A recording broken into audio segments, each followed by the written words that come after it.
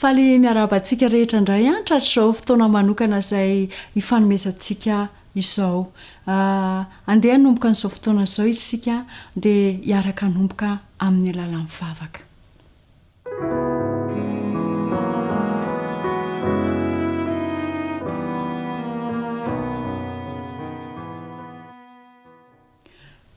Raha inay izay any an-danitro midira sy mankalaza ny anaranao izay ary misaotra anao noho ny fitiavana tsy takatry ny saina izay natolotra ao ho anay. Misaotra noho ny fanekenao sy ny famindramponao aminay ka mbola omenao fofinaina mahavelona izay ankehitriny. Jesosy io, misaotra noho ny rahasoa izay nalatsaka ao. Misaotra noho ny fifonana izay ataonao ho anay amin'izao fotoana izao. Misaotra noho ny fiainao manokana ny fiainanay hatrany. Mangataka ny fanahy hitoetra ao anatinay izay mba hatakaranay ny afa-pitiavana izay omenao indray androany. Tononona saingatana amin'ny anaranao Jesosy Kristy izany vavaka izany. Amen.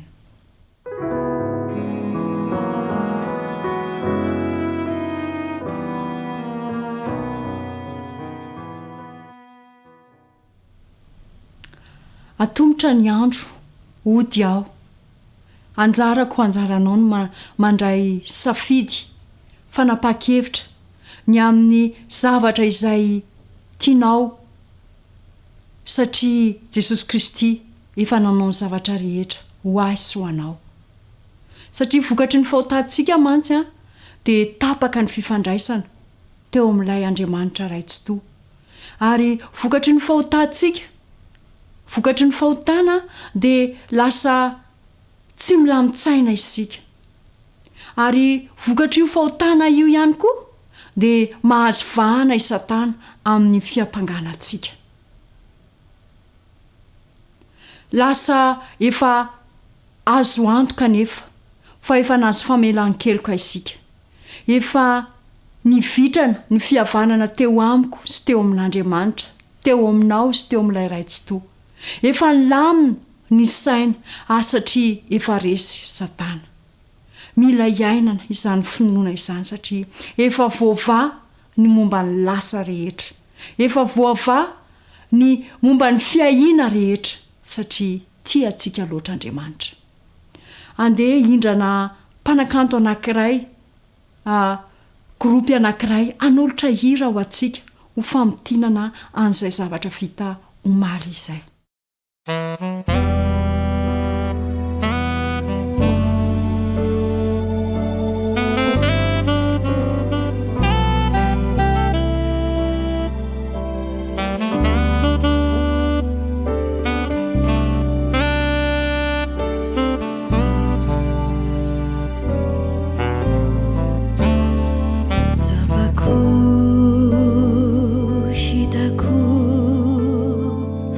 Fafiti uduri au aminao nataona huai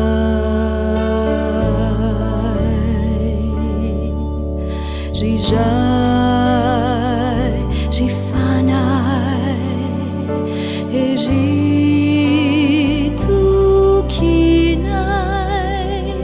ani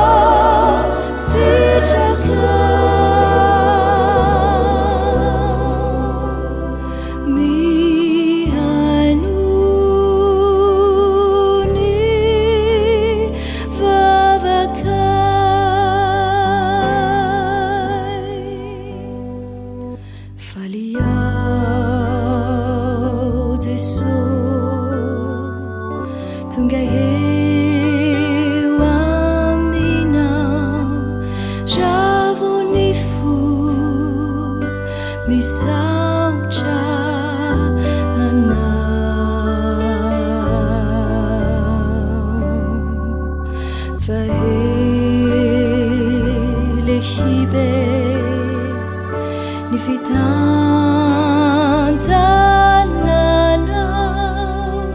voavonjy ty zanaka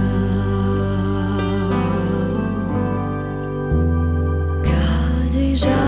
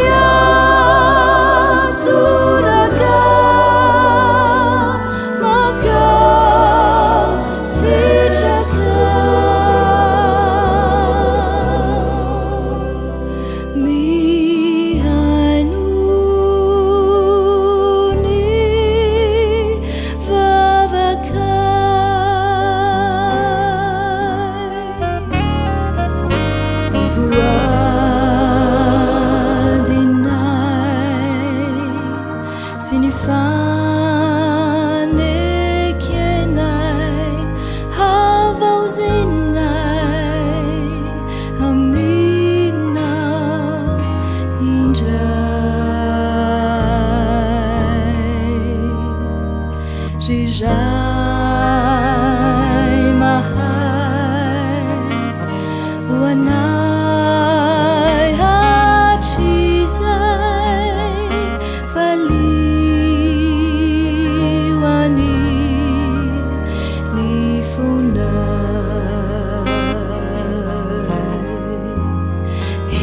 hatsu chaku nita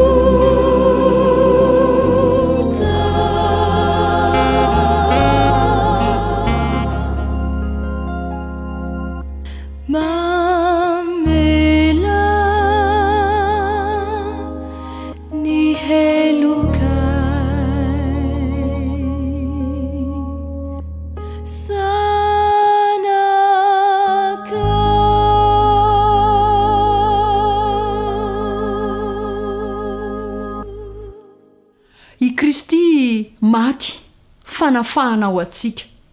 Izany indray no lohahevitra lehibe izay ho hitantsika androany. Kristy efa maty fanafahana ao atsika, fa misy olana hafa indray miseho. Misy zavatra manosika andika ny lalàna avy ao anaty ao. Hoy ny voalazan'ny Romanina 7:4-12 sy 9:12 hoe fa fantatsika fa araka ny fanahy ny lalàna fa izao kosa nofo namidy ho amin'ny ho andevony ota fa izay ataoko dia tsy fantatro fa tsy izay sitrako no ataoko fa izay alako no ataoko fa raha manao ny sitrako dia manaiky fa tsara ny lalàna ary amin'izany tsy izahay intsony no manao izany fa ny ota izay mitoetra ato anatiko fa fantatro fa tsy misy amin'ny nofoko fa tsy misy zavatra tsara mitoetra ato amiko dia ato amin'ny nofoko fa ato anatiko ihany ny fikasana saingy ny atanteraka azy no tsy ato. Amin'ireo patriarika taloha rehetra tsy misy apôstôly na mpaminany na iray aza samy dokatena ho tsy manam-pahotana fa kosa tsy nametraka ny fitokiny eo amin'ny nofo izy na nyrere tamin'ny fahamarinany tenany ary fa niantehitra kosa tanteraka tamin'ny fahamarinan'i Kristy. Toy izany no toetra tokony ananan'izay mibanjina an' Jesosy arakaraka ny anakekezantsika azy no atazanantsika no atazanantsika ary lasa manadino ahafahantsika manadino toetra sy mampiariary amintsika koa ny ara-tsy ny fahotana amin'izay dia ho tapa-kevitra mihoatra noho ny tamin'ny lasa rehetra isika ka iroso amin'ny dingan'ny fahamasinana lasa mangeta eta lalandava-n'Andriamanitra ny fanahintsika ary ho tsapantsika ao anatin'ny fontsika fa ilaintsika mandrakariva ny aiky heloka sy anetry-tena eo anatrehan'Andriamanitra arakaraka ny androsoantsika eo amin'ny fiainana kristianina izany no hitombony faniritsika hibebaka amin'izay dia ho fantatsika fa miankina amin'i Jesosy irery ihany isika ka ho raisintsika ho amin'ny tenantsika ilay fiaikeny apôstôly hoe fantatro fa tsy misy zavatra tsara ato amiko dia ato amin'ny nofoko fa na sanatria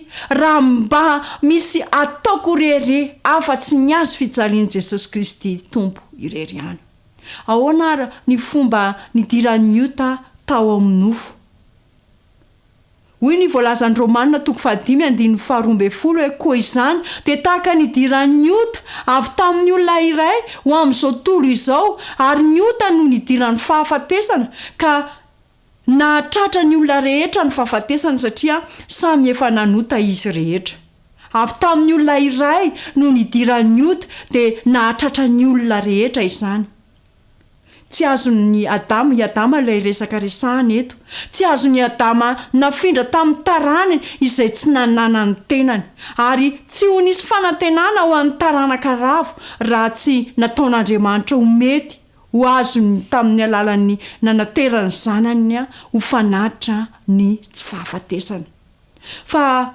raha nahatratra ny olona rehetra ny fahafatesana satria samy efa nanota izy rehetra Kristy kosa dia mampiseho mazava tsara amin'ny filazantsara ny fiainana sy ny tsy fahalovana mandrakizay koa amin'ny alalan'i Kristy irery ihany zany no mety azahoana ny fiainana mandrakizay satria izay mino ny zanaka no manana fiainana mandrakizay fa izay tsy mino ny zanaka dia tsy ahita fiainana ny olona tsirairay zany dia mety ahazo io fitahiana sarobidy indrindra io raha manatanteraka ny fepetra izay rehetra maharitra manao ny soa mandrakariva ka mitady voninahitra sy laza ary tsy fahafatesana dia handray fiainana mandrakizay ny mampanota zany dia tsy miankina amin'ny hoe izay zavatra ataontsika fa satria isika taranaka mpanota isika dia to mandeha ho azy eo amin'ny fiainantsika ny manota ny mandika ny lalàna tsy misy mampianatra ilay izy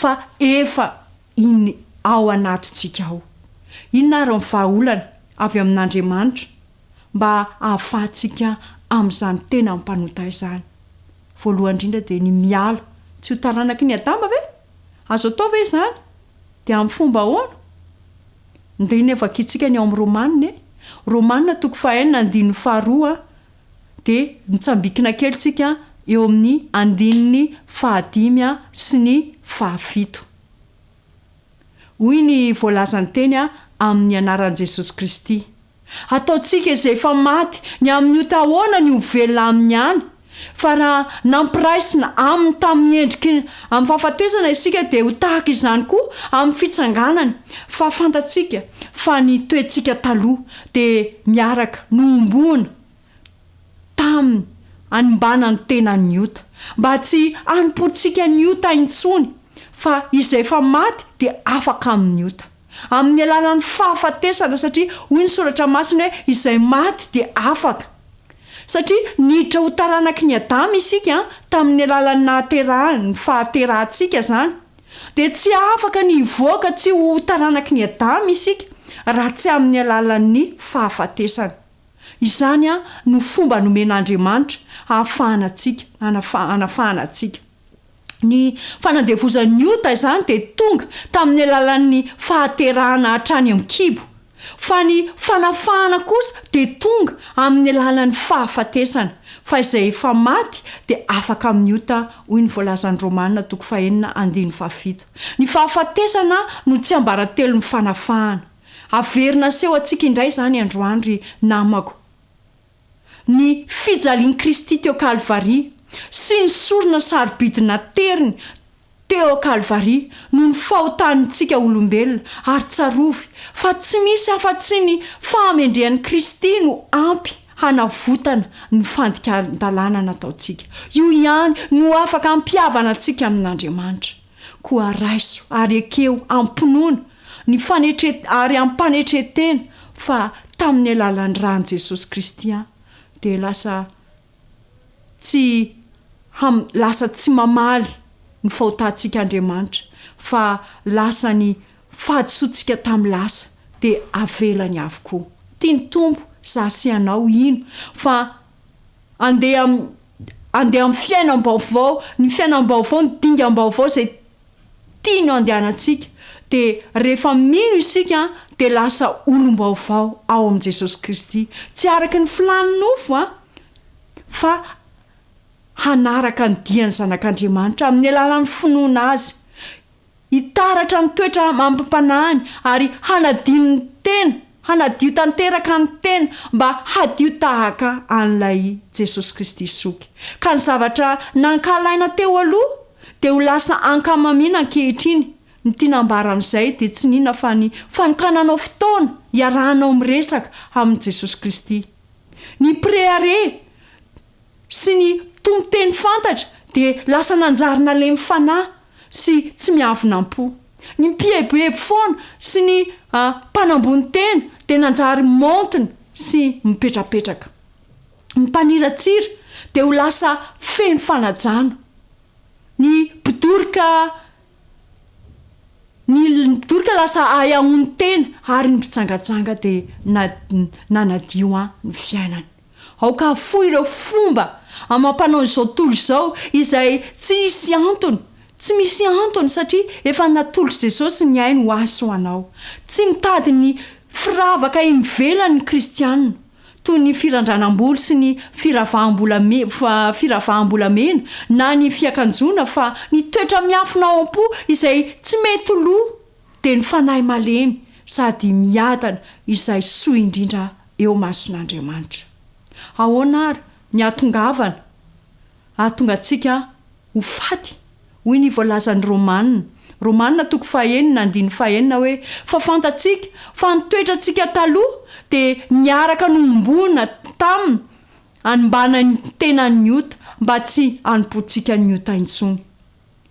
Efa maro tamintsika no nanao ezaka lehibe mba hiadina amin'ny fandikanany lalàn'Andriamanitra kanefa ny matetika dia arakaraka ny hiadina aminy no mahamafy kokoa azy. Isika tsy afaka ny hankatony lalàn'Andriamanitra samirery na amin'ny alalan'ny ezaka ataonao samirery fa ny filazantsara dia milaza manambara fa miaraka nombona tamin'i Kristy teo amin'ny hazo fijaliana isika mba hanombana ny tenany ota, izany hoe nompitehana nosombaina niaraka tamin'ny fahafatesan'i Kristy teo amin'ny hazo fijaliana ny tenany ota, nofontsika izany.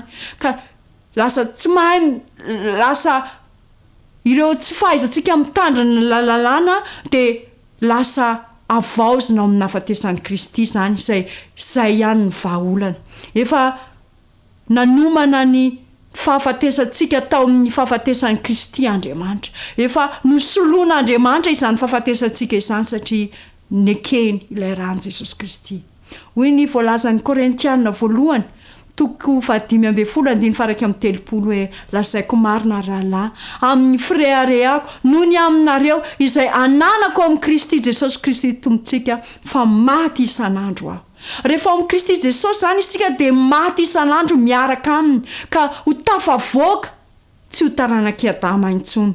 Ny ampahany lehibe indrindra amin'ny fanorosorenana eto amin'izao fiainana izao anie dia ny ahayaha mikika isan'andro ny areti-po entiny ny tsy fifaliana entiny ireny dia vokatry ny saina tsy voafehy. Matetika dia simbainy teny tsy voahevitra sy diso tafahoatra ny tsy firindrana eo anivon'ny tokantrano. Fa manasanao androany amin'ity andro androany andro manokana ity. Aza miteny ireny intsony.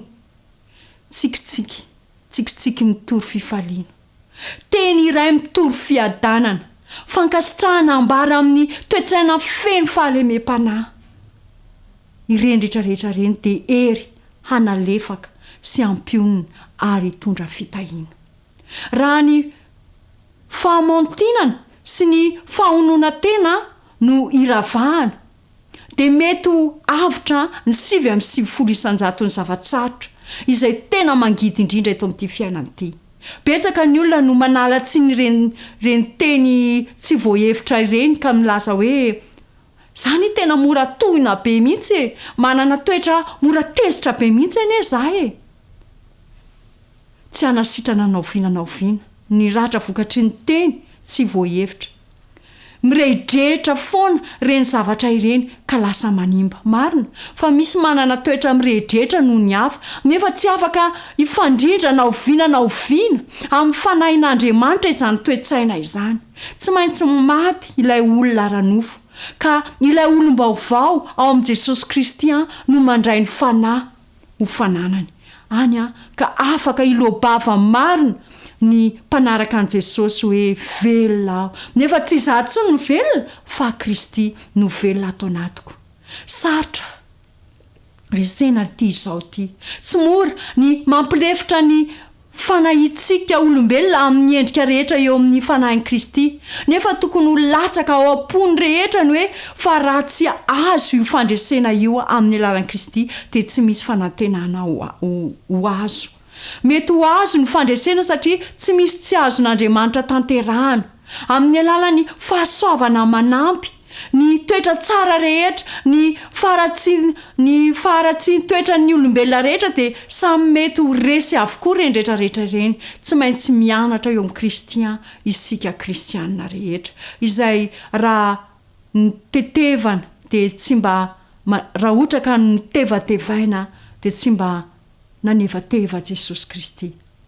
Tsy asa vita indray andro nefa izany, na asa tao indray mandeha fotsiny ihany, fa asa amin'ny fiainana manontolo mihitsy ny fanorenana toetra amam-panahy. Ny tolona atao zany mba handresena ny tena, azahoana ny fahamasinana sy ny lanitra dia tolona mandritry ny fiainana mihitsy. Ary raha tsy misy ezaka mitohy sy asa tsy miato dia tsy mety hisy fandrosoana eo amin'ny fiainana miaraka amin'Andriamanitra. Tsy ho azo ilay sadrim-boninahitry ny mpandresy izay fa omenanao sy nomena. Azo volavolaina ny fikasana ka izao atomboy ilay asa mafy. Tena mafy ilay izy fa manapa-hevitra. Anao ny safidy atomboy ilay izy. Ataovy ho lara-pahamena zany fanakinana amin'ny fiainana amin'Andriamanitra izany. Atomboy ilay hoe te hiova satria ody aho. Ary tsarovy fa tsy maintsy misy fikirizana, faharetana, fahafohizantena ary fanatanterahana mitohy izany ezaka ataonao izany. Tsy azontsika avelanao fihetsika noho ny fihetseham-po tampoka ny tenantsika fehezo. Raha vao hitanao hoe izay ilay fihetseham-po tampoka dia tonga dia miantsoa an' Jesosy hoe ampio a Jesosy aho. Tsy azontsika atao ny tsy hiambina na amin'ny fotoana kely aza. Voadidin'ny karazany fakapanahy tsy hita isa mantsy isika ka na tsika tsy maintsy manohitra mafy na tsika ho resy. Raha tonga eo amin'ny faran'ny fiainana isika nefa tsy vita ny asantsika dia faty antoka mandrakizay izany. Ny fiainan'ny apôstôly Paoly dia ady tsy ankijanona tamin'ny tenany. Hoy izy mantsy ao amin'ny Korintianina 1:5-30 hoe maty isan'andro aho. Ny fanohitra isan'andro tamin'ny adidy sy ny sitrapon'Andriamanitra ny sitrapony sy ny faniriany. Ary tsy nanaraka ny fironana nefa izy fa nanao ny sitrapon'Andriamanitra na dia to fanomboana ny tena azy izany zavatra izany. Ary teo amin'ny fiafaran'ny fiainam-piadiny raha nitodika ireo tolona sy ireo fandresena izy dia afaka nyteny an'izao teny izao ao amin'ny Timoty 2:4-5 hoe efa niady tsara aho na tanteraka ny fiazakazahako aho hoy ny apôstôly paoly, ny tahiry ny finoana aho hatr'izao de tehirizina ho ahy ny satry-boninahitry ny fahamarinana izay nomeny tompo mpitsara marina ho ahy amin'izany andro izay. Ahoana ary ny ahatonga antsika ho ao amin'i Kristy? Hoy ny voalaza ny Korintianina 1:7 hoe fa avy aminy nanaovana anareo ao amin'i Kristy Jesosy izay nataon'Andriamanitra fahendrena sy fahamarinana sy fahamasinana ary fanavotana ho antsika. Iza no nanao antsika ho ao amin'i Jesosy Kristy? Voalaza amin'io andininy fa avy aminy, izany hoe avy amin'Andriamanitra mihitsiny. Ahoana ny ahatonga avantsika ho ao amin'i Jesosy Kristy? Tsy ilaina ny manao drafitra mba hahatonga antsika ho ao amin'i Jesosy Kristy. Izay rehetra tsy azo ny herintsika atao dia efa vitan'Andriamanitra ho antsika. Raha ao amin'i Kristy isika dia mitarika ao amin'ny zavatra maro izany mba hanavotana sy hamohana antsika amin'ny alalan'ny aina efa simba ndraisintsika tamin'ny fahaterahana dia tsy maintsy faranana amin'ny fahafatesana izany ary efa maty teo amin'ny hazo fijaliana Jesosy Kristy dia maty tao aminy koa isika satria efa nataon'Andriamanitra tao amin'i Jesosy Kristy isika nandray ny fahafatesana ho fahafatesantsika. Satria ao amin'ny Korintianina 2:5-7 dia misy an'izao teny izao hoe fa ny fitiavan'i Kristy no manery anay satria izao no hevitray maty ny anankiray amonjy ny olona rehetra ka dia maty koa izy rehetra. Rehefa noombona teo amin'ny hazo fijaliana Jesosy Kristy dia voaomby miaraka aminy teo ihany koa ny nofo tsy mahay mitandrina ny lalàna satria ao aminy isika. Ny fitiavan'i Kristy ao am-po izany no tena ilaina ombonana izao ary rehefa safotra ao amin'i Kristy izao dia mipoitra ho azy ilay tena fitiavana marina. Tsy fihetseham-po na firehetam-po tampoka izany zavatra izany fa fanapa-kevitra ny sitrapo no amasinina. Tsy fihetseham-po izany fa fanovana ny fo manontolo, ny fanahy, ny toetra mampanahy izay maty amin'izao ary velona ao amin'Andriamanitra. Mangataka antsika ny Tompo sy mpamontsika hanolotra ny tenantsika ampiasainy arak'izay hitany fa mety. Mandra-pahatonga amin'izany fileferana izany dia tsy maintsy hahatsapa ny tena fahasambarana marina isika. Tsy asoa ary tsy hisy fahombiazana ny asantsika na aiza satria fatorany Satana ao anatin'ny rotoroto sy ny raritsaina mandrakariva isika. Fa mila manolotra ny fiainantsika tanteraka ho an'i Jesosy isika. Inara zany ny fampiarana azontsika ampiarina tamin'ity andro androany ity. Hoy ny Tompo amiko sy aminao amin'ity hariva ity hoe aza manahy ny amin'ny nofinao, tsy mahay mitandrina ny lalako niraisina tamin'ny Adama. Efa nentiko ka nomboky niaraka tamiko teo amin'ny hazo fijaliana izany ka dia maty. Afaka amin'ny fanandevozana ianao satria maty ao amiko nofinao mpanota. Afaka amin'ny mpandika lalàna ianao, tsy mpanompo ny ota intsony ianao, olona afaka ianao, raiso. Ho toy ny tenin'Andriamanitra velona ny teny izay nentina taminao androany. Raiso ho toy ny fanambarana avy amin'ny fanahy masina izany amin'ity andro hariva ity satria Kristy maty fanafahana ho ahy sy ho anao. Amen.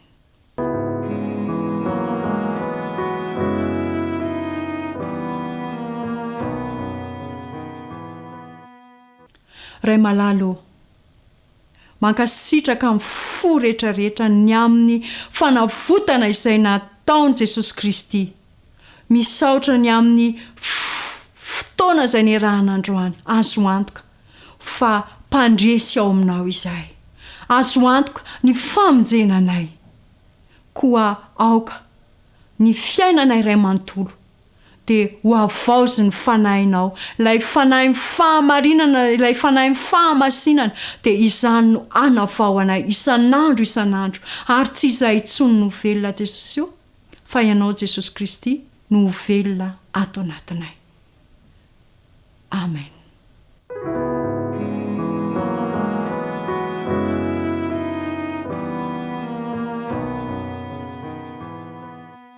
izay indray ny fotoanantsika androany a mametraka ny mandra-piona amintsika tsirairay avy ary raiso ny famonjena izay natolotr' jesosy a ho atsika mandra-piona tompoko.